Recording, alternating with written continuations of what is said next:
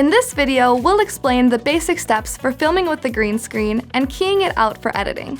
Keying is the process of selecting a color in the video to make it transparent. First, set up your green screen. You can use a paper, cloth, or foldable green screen. In a pinch, you could improvise your own. Just make sure there are minimal wrinkles, because those will make removing the green screen more difficult later. The reason for using green is because it's the farthest color from skin tones and easy to avoid in clothing. Hey, sorry I'm late. I'm all ready to film. You can actually use any color you'd like, as long as it's different from the subject. Next, light your green screen evenly. The keying tool will also look at the luminance of the selected color, so having the green evenly lit will make the selection easier. Soft light is preferred over hard light because it'll distribute the light more evenly. Using two lights with softboxes is one option to achieve this. Now light the subject like you normally would. Make sure they are far enough away that they don't cast any shadows on the green screen. The farther placement will also reduce the amount of green spill light reflected back onto the subject. It's okay if not all the green screen fills the frame, but make sure that the subject is entirely within the green.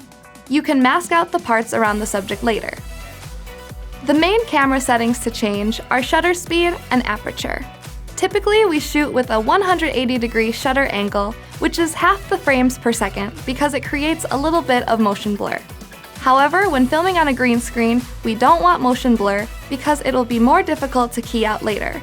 So set the shutter speed to a little faster, like 90 degrees or 60 degrees. This will eliminate motion blur and get sharper edges on the moving objects. You can also set your aperture to a higher f-stop of 4 or 5.6. This will make the edges around your subject sharper, making it easier to key. During editing, apply the key effect. In Adobe Premiere Pro, it's called Ultra Key. Use the eyedropper tool to select the color you want to key out. Then fine-tune the selection using the additional settings until all of the green is keyed out. If your green screen didn't fill up the frame, create a mask around the subject to remove unnecessary parts of the image. Move the keyed video up a track in the timeline and place whatever image or video you want in the track underneath. If you have any questions about using a green screen, leave a comment down below. Thanks for watching.